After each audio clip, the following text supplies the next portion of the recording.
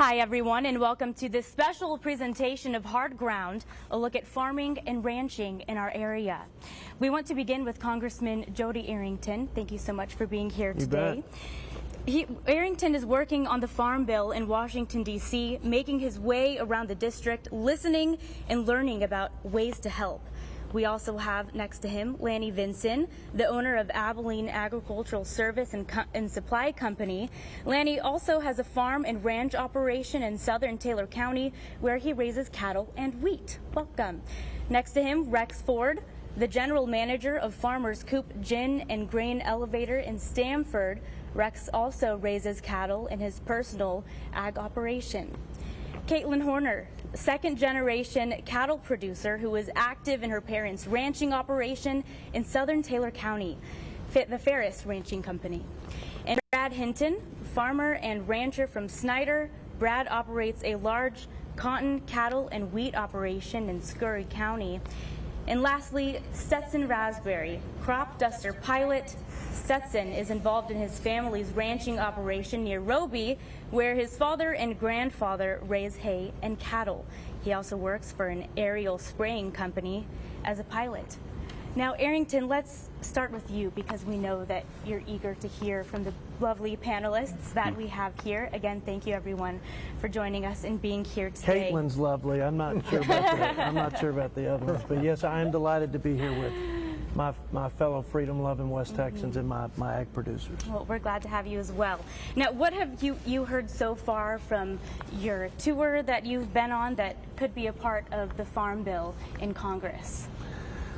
Well, we do a farm bill every 5 years to establish agriculture policies and to secure a safety net to basically stabilize the ag economy so that we can, as Americans, enjoy a safe and affordable supply of food. And we've been blessed with great producers. We have the best product, but it is a very volatile industry, to say the least. These guys take tremendous risk. The markets change, and they can change overnight. The prices jump up and down, and nobody controls the weather except for God. And so these guys, they work hard and they take tremendous risk to feed the American people. And I think the biggest challenge is, first, you're coming out of COVID, where everything was turned upside down in terms of supply chain. So, you know, that works its way out in a lot of ways, but if their tractor breaks down and they need parts, they need a tire, it could take months before they get it fixed, and they got to get the plow in the ground while the sun is shining, as they say. Certainly the drought, we've had a record drought, and that's probably done as much damage, and that's probably been as big a challenge as any. But I think the biggest challenge for producers all over the country, not just in West Texas, is this inflationary environment. People, it doesn't matter if they get a good price or not at this point, because the cost to produce is so high. Their fertilizer, their feed, their seed, and their safety net is based on price, not margin. So if they got too much expense, it won't matter what their price is. There's no safety net, which means we'll see farmers go out of business, which means we'll see the price of food go up, and we'll be more dependent on other countries for our food. And that's Definitely. why a farm bill is so important. And now for the panel, I kind of want to open it up to you. What are your thoughts about this farm bill? Any input? I think it's going to be really critical that we, see what comes out of the process. But it's, one of the interesting things I've noticed of late, and I've read some commentary about Representative Thompson about how some of the old farm bills were even using older data than what really should be used in order to keep pace with what's happening in today's inflationary pressure. So I'm curious to know from you, Jody, as to where is the data points coming from, and how do we determine, some of those? Is it real current data that we're using, or is it something that's going to be older, or how do they find those baselines? Well, I think it's easy to find out what the cost of diesel is and what you're spending on fertilizer, which has come down. At one time it was 300% or over 300%. I think the question is, how are we going to repurpose resources so that the safety net keeps up with the fluctuations in the economy? most government programs are indexed. That is, you set a price or a payment, a transfer payment, let's say Social Security. Social Security rises and falls with the market, not so with the farm programs. And in fact, the 85% of the farm bill, as you know, is the food stamp program. That has increased about 3 times the increased cost in food, 22% to be exact. We haven't had any adjustment based on the inflation to the safety net. So I have confidence we'll get the right data. The question is, where are we going to get the resources? And I can tell you what I think about where those resources should come from, but we simply have to make the safety net a reliable one, because right now it's just about irrelevant, which will cause tremendous disruption, as you know, in the ag economy. Well, I can say, oh, sorry. No, go ahead. Well, I can say for myself that this is a horrible year, and we're going to lose hundreds of thousands of dollars. And I can tell you right now, Bob Baker's, the farm bill's everything. Because if the farm bill is something that doesn't provide a safety net that he can liquidity in my loan and operating, I'm out. And it's that close of margins for me right now. So it's everything to me, you know, and I think it is for the whole economy, I would speak for. On the old data is very interesting. I'm lucky to live, it's almost a 100-year farm, started in 1929 where I live. And in 1977, 78, they set our yield. And we still have the same yield at the FSA, and that's our safety net. Yeah. That's where they base it off of. And so...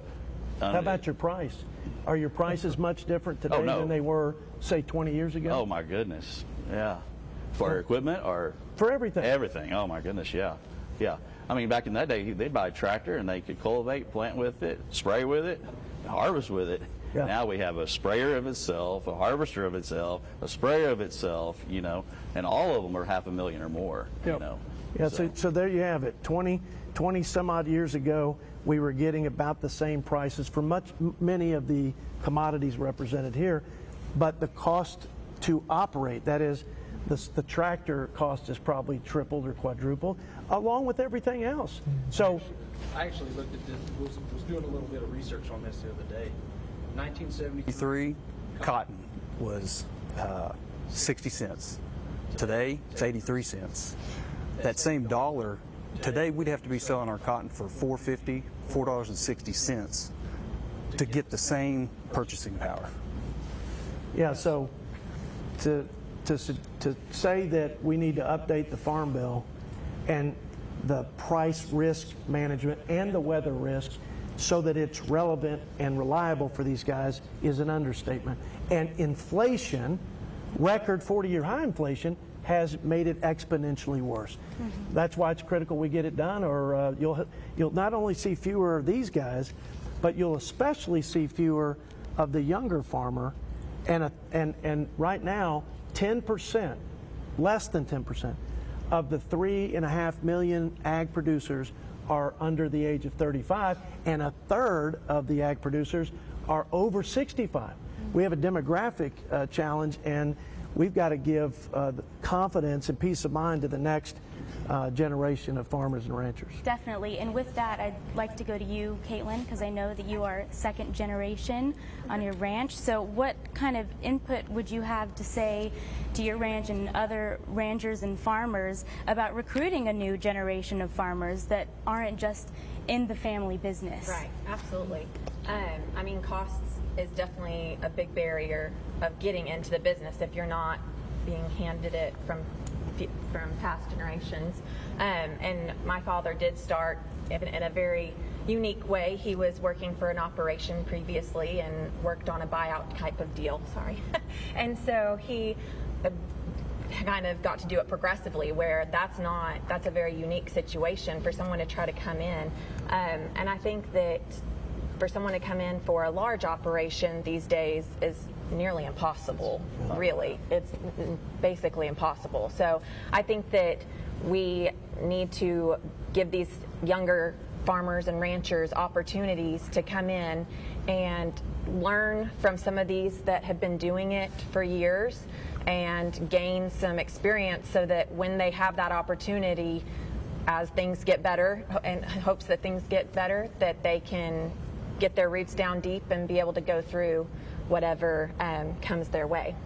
But I think that there's lots of great opportunities out there right now, but for them to come in and apply for grants and that sort of thing for those that are under 40, and I think making sure that they know that those are out there, I think that's big, and just allowing these students that are coming up, because I mean, I'm sitting at 35, but there's kids that are in these ag classrooms right now that are the seeds that we really need to be watering as well, because they're the ones that are really going to be that next generation. And so I think the support for these ag programs, 4-H, Extension, FFA programs, I've participated in both of those, and they're going to be the leaders of this industry moving forward. So the support for those organizations, I think, are key as well. Definitely. And now, with the shortage of labor and finding people, you know, just like with many industries, the farming and ranching industry is no different when it comes to that. So let's kind of talk about how to find reliable workers. I work through an H-2A program. That's where the majority of my workers come from. Really? So the H-2A is really a temporary legal way to hire people from another country where it's a win-win. We need labor, especially in agriculture. And there are people from other countries that need a better life and they need to make a better living for their family. So it's a great program. People are vetted. We know who they are. Yes. We know what their criminal background is. This isn't like the millions of people who've been pouring into this country illegally. And what's maddening, I know, you got to say it now, Brad, we got to say it, they got to tell the truth. You're watching millions of people come over, and when you try to just expand and reform the H-2A program, which is legal, make it less burdensome, less costly, on both sides, by the way, so that we can actually have a robust ag economy, robust, a future for rural America, and it's almost impossible to fix some of the legal side of immigration. So H-2A reform is something I'm big on, and I think it's imperative that we do it, because one of the things holding our economy back is a lack of workers. But I will also say this: we have a lot of people that are able to work in this country who are not working. Yep. And as I said earlier, 85% of this farm bill, 85% is the food stamp program. And we don't begrudge people who need help, and I think every American wants to help.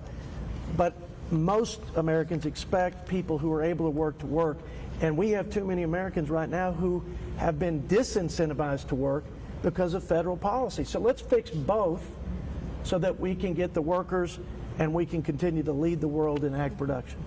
Now, Rex, you have your own personal agriculture operation. So have you had any struggles with finding workers? I'm just curious to hear.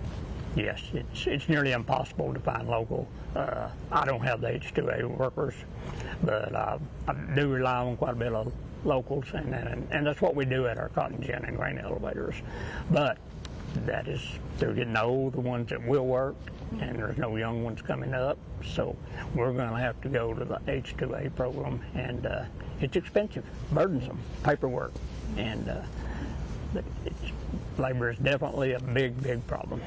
And Stetson, what do you think about this? Well, something I was thinking about to, tie all three of those topics together is, we've got our Cultural divide in this country between urban and rural is getting bigger and bigger all the time.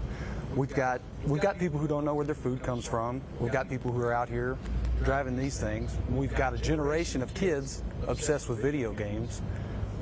There's a lot of those kids that don't realize we're using some of the most technologically advanced equipment in the world. Come do a real life video game. I mean, and learn something doing it, An aerial application, it's going more and more. The drones, they haven't replaced us yet, but it's coming, as far as airplanes go. I think we almost back up and reevaluate the problem. Is we're focusing 4-H and FFA. We've got to keep supporting those. But how to bring in the other people who don't have anything to do with ag? How do we reach out? How do we educate kids in urban schools about agriculture? And really start this as a generational shift of educating the whole population. And I know that those traditional organizations, they are working to do some of those things. You know, they're really trying to branch out into like the STEM the projects and the robotics and that sort of thing. So they're trying to reach out there to those students that might not be your traditional ag student. And I think that's huge. I mean, livestock shows, they're offering contests that have all different variety of opportunities for these students now to come out and see how this applies to agriculture today. And so I think that's definitely But you're key going to. in my opinion, you're going to have to get the whole of agriculture in a better position financially in order to compete with the wages that these Right. young people can leave town or leave, you know, the farm and go to town and take a job. I mean, hard to it's a incentivize struggle. somebody to go into an industry with That's risk it. and uncertainty. That's the key. Right, yeah. That's the key. Two young farmers followed me outside of the implement dealership there in Levelland at one of these listening sessions. They didn't speak up. They let the older guys do the talking. But when I got outside, they said, you know, what you're doing is critical for our future. And if we don't have the certainty that we're going to have ag policies in place, that we're going to have this partnership with producers called crop insurance, which you cannot get a loan without. And if you don't have this market risk insurance like price loss risk or ARC and some of these programs, and I'm talking more of the row crop side, but the livestock guys are no different. So they said if we don't get this worked out, I don't know. We don't have a lot of equity because they didn't get the farm handed to them or the farming operation. Right. Man, if you don't have equity, and if this isn't a generational thing, it's hard to do it today. And we had even talked about the unevenness in the global marketplace and how we're taking advantage of with unfair trade practices. And we didn't talk about the regulatory costs that we bear that, say, Brazil doesn't in their cotton production. It's a tough business. And most people who get in it do it because it's in their bones. It's because they were raised that way and they're passionate about it. And it's my job and my colleagues' job, working with them, to make sure that they have the certainty and the peace of mind and confidence that they can continue to do what they love so that we can continue, as Americans, to have the lowest cost based on discretionary spending of any people in the world. And that's why this is so critical, not just to West Texas because it's the lifeblood of our economy. Food security is national security. And we can't miss on this one. Well, Jody, I think it's kind of sad, though. You know, my son will be the 6th generation farmer if he carried on. He's 18 now. He's going to Tech, and next year he's a senior. And not one time have I really wanted him to come back to the farm. And he doesn't care anything about it. And I maybe he does, but he's seen me suffer. He's seen my heartache, you know, and he's seen me outside in the mornings basically throwing up because I'm so upset and worried. He don't want a part of that. Sure. And so, but that's sad. It is. Because you talk about young people getting into agriculture, it's basically impossible unless you marry into it or you're a family member. This is just the honesty of it, Yes. of production agriculture now. And then when you have generational farms, and they're not even wanting, I'm personally not even wanting my kids, to be into it. You're looking at some serious, to me, crossroads within agriculture. Yeah, and Brad didn't even mention rural health care. How would a young family that's a 2nd, 3rd, 4th generation farming family continue in that when they're not sure if there's an accident where they need critical care, they even have access to basic care in their community? So it's bigger than just getting a farm bill done. It's making sure that there's critical infrastructure so these little towns with the people that are doing big things for the country can continue to do it, and again, with some semblance of peace of mind and certainty. And such a long list. One other thing, Brad talked about how just sick he is and the stress that comes with the risk and the highly leveraged business that agriculture is. Do you know that ag has the highest suicide rate of any profession in the United States? It's because if you fail in agriculture, it's usually you're a 2nd, 3rd generation, and you feel like you failed to keep the family dream alive, and you you're so leveraged that that at some point the bank's going to have to foreclose, sell the assets, and some people just can't live with that. And what a sad commentary. And that isn't old statistics. That's where we are today. Yeah, we have personal friends. I mean, I have family friends that's happened to them. It's a tragic thing to have happen. And you kind of hit on it there too. On the infrastructure is just suffering as much as the farmers. Land is business, my business. When you don't make crops, there's no money in it. The infrastructure is really suffering in this country because of that. We depend on the farmers. If production agriculture is not there, we're not there.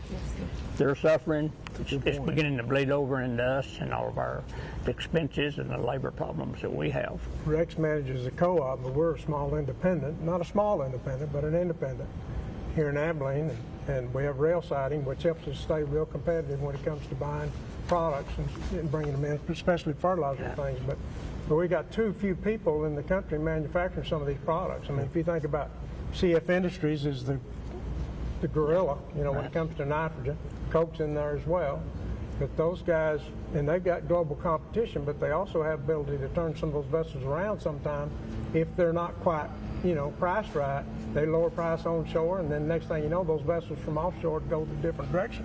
And so they have a lot of clout and ability to, and so when it comes, you know, sitting across the table from some of these producers and telling them what the price of some of this stuff is, it makes it very difficult because you know that they don't need to spend any more than they have to, but at the same time, you know, you're on the other side of the table and you're understanding that there's a you know, a lot of money involved and they've got to make good decisions, and it's my job to buy in a manner that helps them stay cost effective.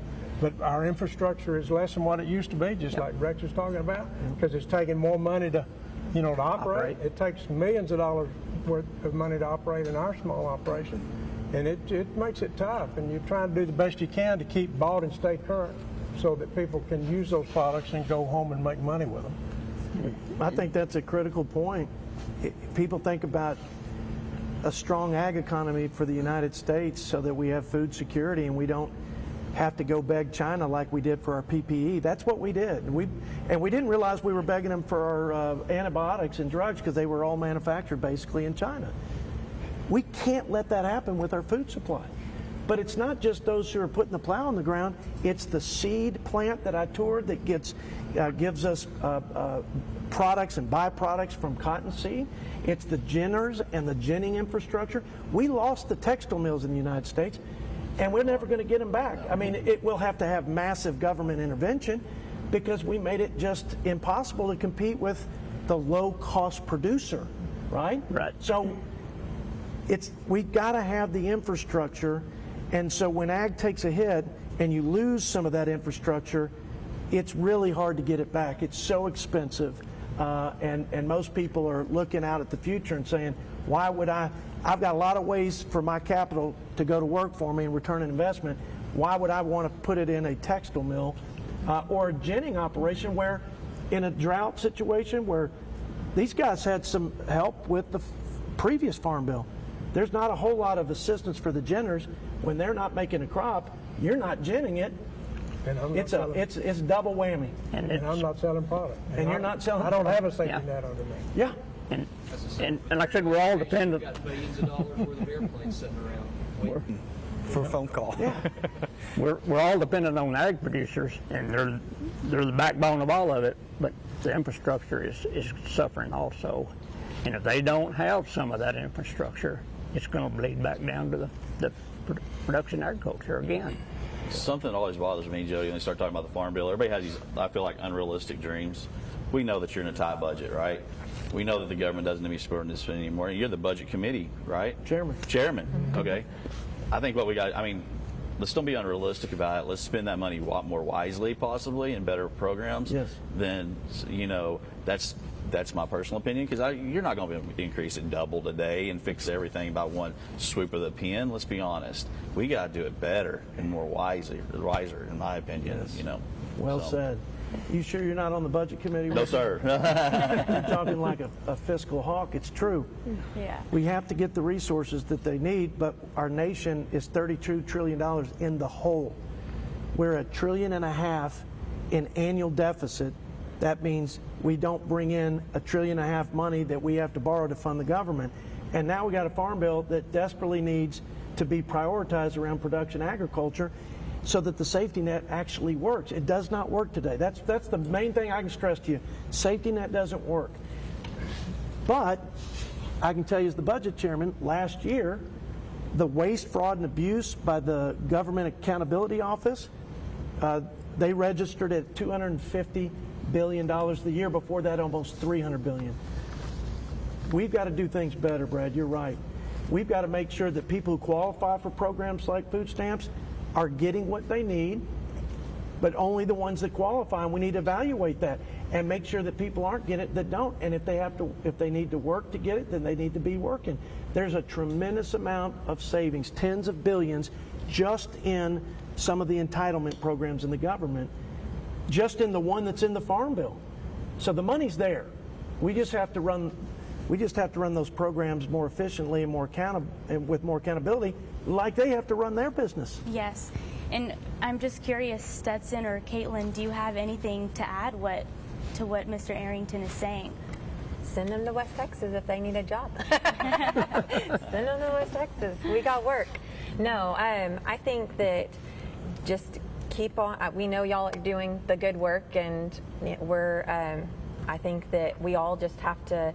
I think that's the biggest lesson that I've learned from being in agriculture is the perseverance, and I think that would be a huge lesson for some of these young people wanting to get into it, for them to learn too, because like you said, it's not going to be fixed tomorrow. We're going to push through this, and so for some of those young people to be able to walk with us, to be ready for whatever the future holds. I would say, within that farm bill, well, I can see this in my own customer base just over the last 5 or 6 years. Our big customers are getting bigger, and some of our smaller operations they're phasing out. A lot of subsidies and stuff, they're going to these big business corporate farms. How can we ensure and make sure that some of our smaller family operations are being taken care of kind of in equal proportion, or what their safety net, because these are big investor farms, and then we've got mom and pop who've got kids who they want to bring up on the farm. I think that's something I would like to look at, that efficiency. How do we share the wealth and make sure it's in proportion? It's a great question, and it's also an issue that even folks in West Texas I don't think fully appreciate. We say 95% of the farms in America are family farmers, family farming operations, and they are, but as Stetson said, the little guys are going away, or they're having to consolidate to get bigger. We have to farm on scale, and we rely on export markets. If we don't have trade going on, and if we're not operating at scale, that's another way you can have failure in this industry and in this economy. And so we have what you call payment limits on what you can pay out in terms of assistance when you need it, when there are things outside of your control that happen, and we need to keep you alive to farm another day, another year, another season. And there are payment limits. There are adjusted gross income limitations. What I'm saying is, in order to make the limited resources go the furthest, you have to put caps on what you pay the larger guys. Some of the larger operations are family operations, and they'll tell you, whether it's dairy or row crop, they'll say, hey man, we might not be as small as our neighbor over here, but our risk is greater than our neighbor. So why would you not help provide that risk management commensurate with the size and the risk that we're taking? It makes good sense. It's just what Brad said. You got so many dollars and cents, you got to make them go as far as you can, and that's not easy. Yes, sir. We're very appreciative every time y'all go get an ad hoc. It's awesome, right? But it's always 2 years past the point. Most time farmers are done by that point. The banker said, can't do it. We don't even know what that program is going to technically pay. It's just gossip at that point. Well, you can't put a bank loan on gossip, you know. And so those farmers in that 2-year lag are going out, you know, and then you have congressmen changing back and forth, and there's promises made and lost. But we need to build it within the, I think, crop insurance. Nobody else insures their home for 70%. That's what we do, or 60%. Give me 100% of my crop insurance. I know what I've got that way, you know, and let it be relied on me. There's a lot of those programs right now, they pay based on the county. So I may do well, but all these other farmers around here do one thing or the other, and it takes the payment away. I mean, there's some changes, some tweaks that need to be made there. Fair, I don't mean to talk too much, but you asked me to be on this show, and I know these guys. This isn't the first time I've met any of them, and we work closely together because our lives in West Texas depend on it. But I want to unpack a couple things that Brad said, because it's important for the citizens of West Texas to understand this. People think that the government's just buying the insurance, floating the note, and subsidizing the lifestyle of guys that want to go out and drive a tractor. Brad just said 60 to 70% of the risk in weather he can't control is borne by him. So in order just to make sure that we have the strong economy, the stable prices, and people are getting food at a reasonable price, we put a little piece, a stabilizer of the crop insurance that the federal government taxpayers pay for. But the lion's share of the risk is on Brad and the producers. And the second thing he said that maybe folks might not appreciate is annual ad hoc disaster payments. What does that mean? That means, well, let me convert it to a number. For the last 5 years of the last Farm Bill, we as a nation have spent $100 billion on trade wars with China, drought, excess moisture. I could go through the whole list. Let me tell you why we're doing that. Number one, they need help when there's a drought and when there's a trade war out of their control, and they need some support. But here's the other, this is the symptom of the problem, and the problem is we don't put enough money in the safety net. That's right. And it forces them and me to work together to get annual ad hoc to make up for what's lacking in crop insurance, PLC, et cetera. As the budget chairman, I can tell you, if you fixed it the right way in the structure of the programs in the Farm Bill, and not every year coming with this unbudgeted, irresponsible in so many ways from a fiscal standpoint, ad hoc disaster assistance, we would save taxpayer money and we give y'all a much more certain and level row to hoe. And that's what we got to do in this Farm Bill. I mean, that's the goal. Now let's kind of transition over a little bit to environmental protection and what concerns there are revolving around that. Well, I think the biggest concern is you've got some in Washington, mostly who are of a different party than myself, that have a different view of climate and emissions and the impact on climate vis-a-vis our country and the planet.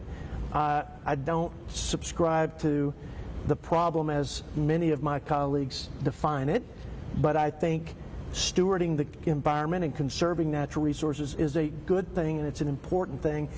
And I think it's an issue of public good. We have water and air that passes through the various states. I'd call it an interstate commerce issue. So I don't think any farmer or conservative who thinks there should be a limited role for the federal government, I don't think we disagree that we should steward the environment and its impact on human health.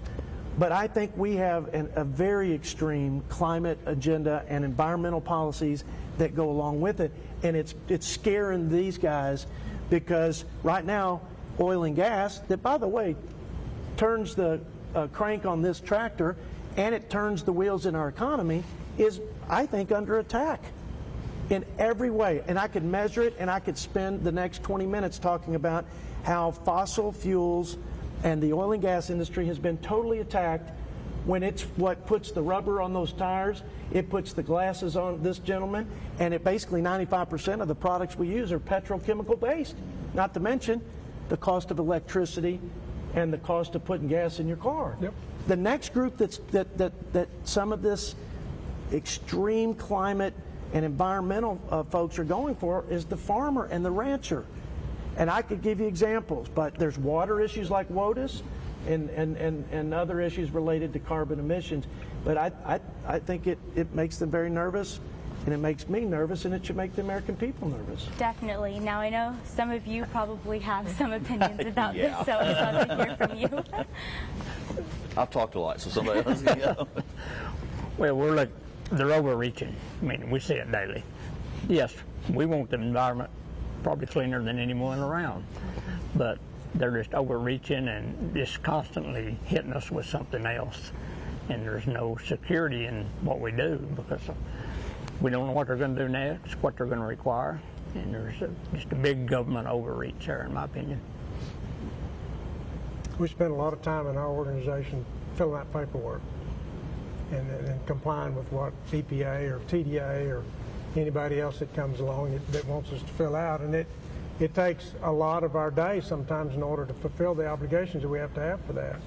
And there's none of us on this panel, and Jody included, that want to do anything that would be outside the norm or try to harm the very resources that we rely on in order to produce our food with.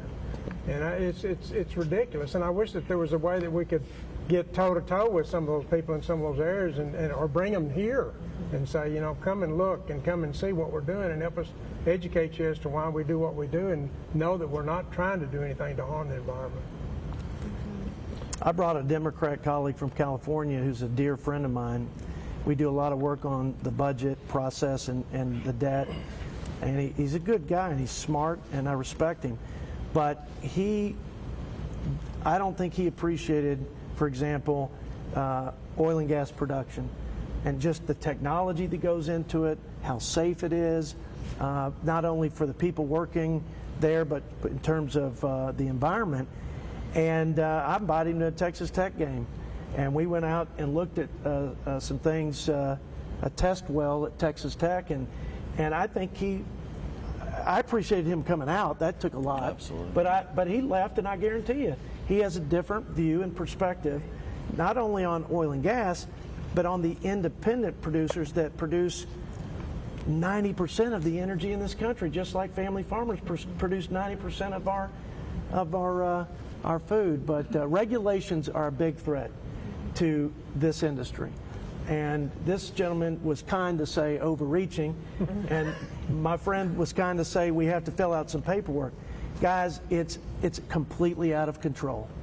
And Waters of the U.S. is just one most recent example where the EPA under this administration wants to regulate non-navigable water in the ditches and ponds on these guys' property. And again, there's a role for having standards so that you have clean water, clean soil, clean air, and if these guys don't have the natural resources around for them, if they don't conserve it in the most effective way, they can't do their job. The people who use the resources that God has given us to make a living are the best stewards of those resources, in my opinion. But they're not treated that way. They're treated like they're trying to go out and hurt their fellow Americans, and that's just not the case. I hope I'm not overstating it. You tell me. Is that an overstatement? I can tie a whole bunch of things together with all that. Well, howdy. Yeah, the first thing, I make my living off the soil health. Why would I want to destroy the soil health that I make the living off of? Makes absolutely no sense. And so that part I cannot understand. And the second part of it is, when we talk about Farm Bill and safety net for the farmers that are actually out there in production, the NRCS, or basically these programs he's talking about, is 4 times funded what the Title I and Title IX commodities are. Unbelievable amount of money. And most producers don't even know how to spend it or what the programs are.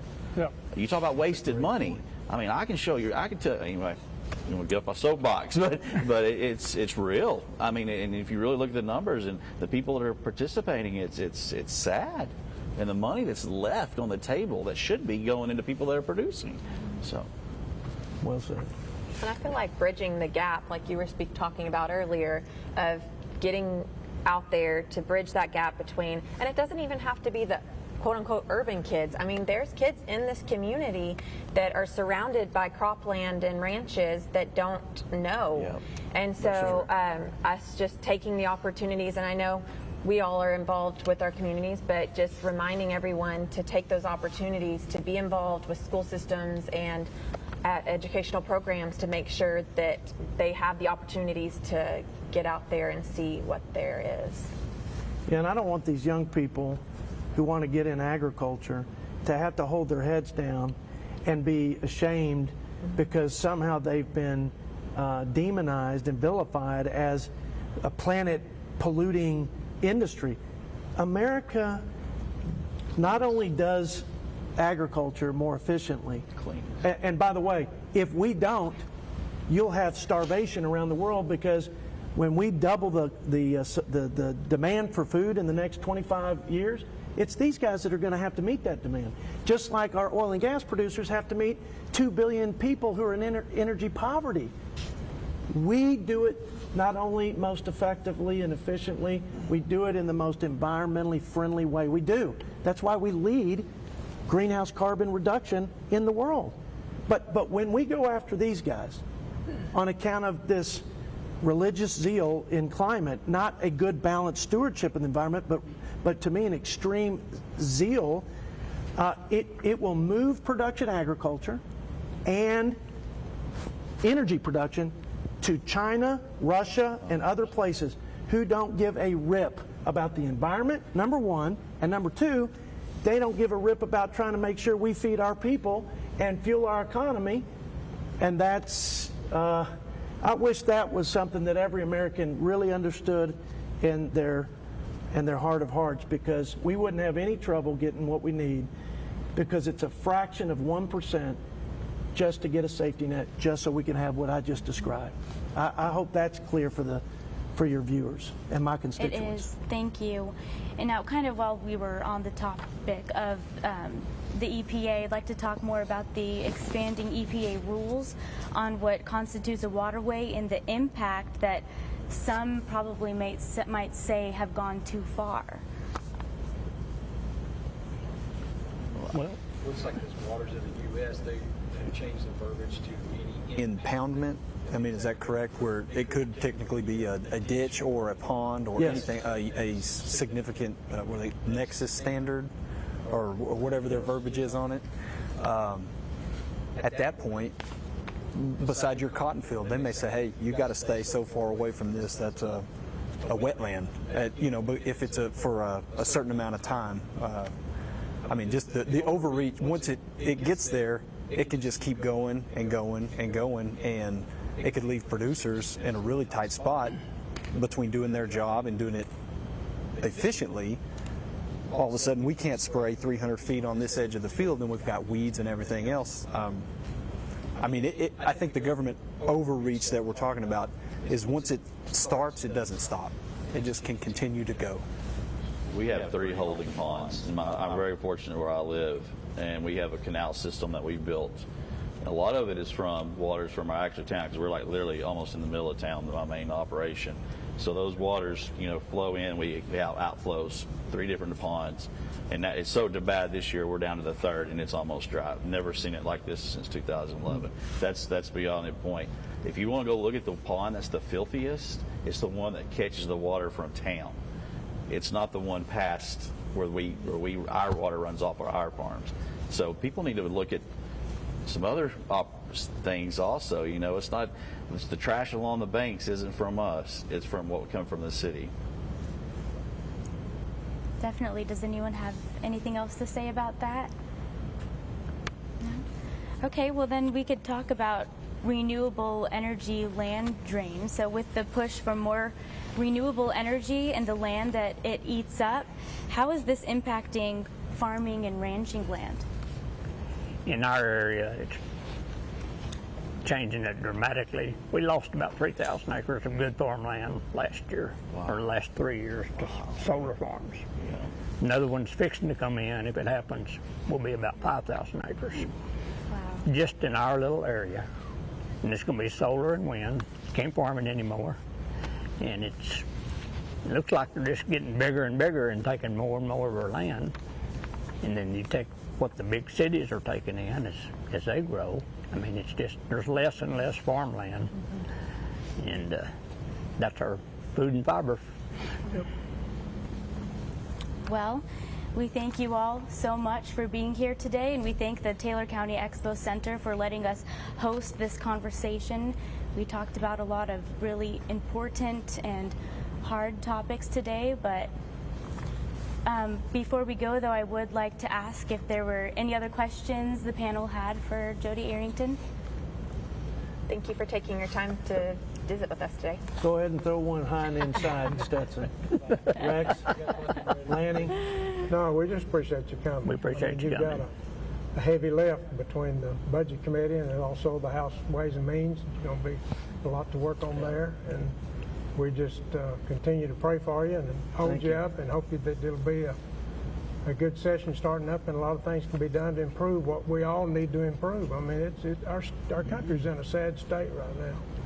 And the farmers. We have a lot of issues that, and you know, in a perfect world, I think farmers and ranchers would just soon not have subsidies. They'd rather just go out and farm and be able to sell a commodity, you know, for a fair price.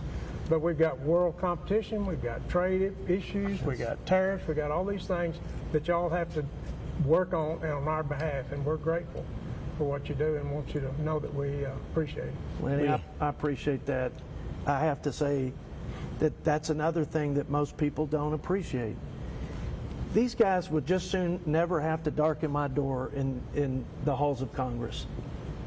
They don't love coming up and educating members. I mean, they love their industry and they're proud of it, but they just want to go out and do what they love to do, that financed our Revolutionary War, that gave the first colonies sustainability because they could learn to feed themselves, and today it gives us food security. Agriculture has just been critical to America's success. Yep. But China doesn't play according to the same rules. Heck, Mexico and Canada don't, because we haven't enforced USMCA. They don't have the EPA in Brazil. They don't have minimum wage laws in other countries.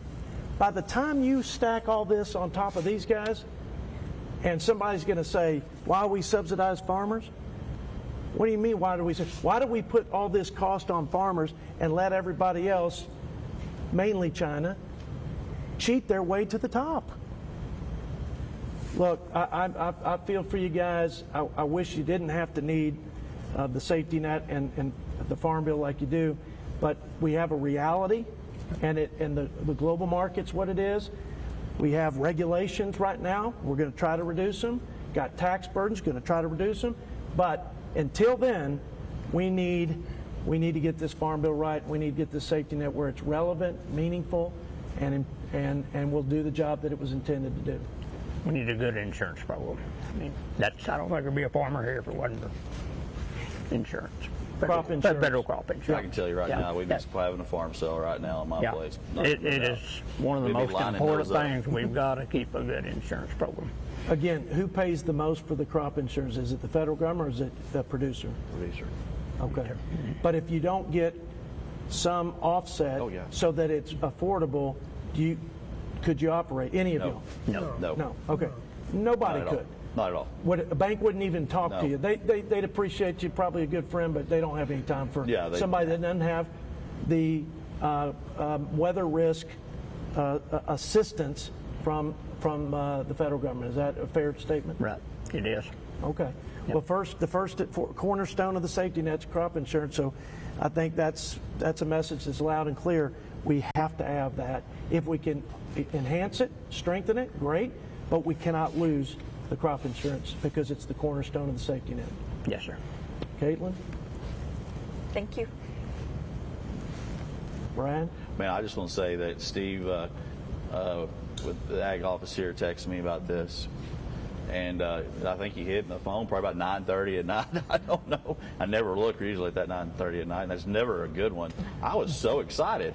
I was like, this is awesome. It is awesome. And this is one of the most truest, unfiltered forums I've ever been a part of. I've been to Washington 3 or 4 different times, been to a lot of different debates and forums.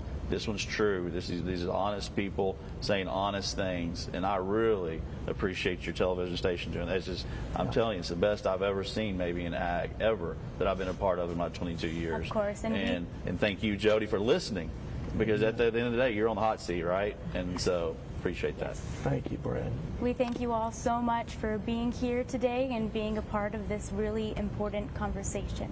So thank you so much. Thank you all.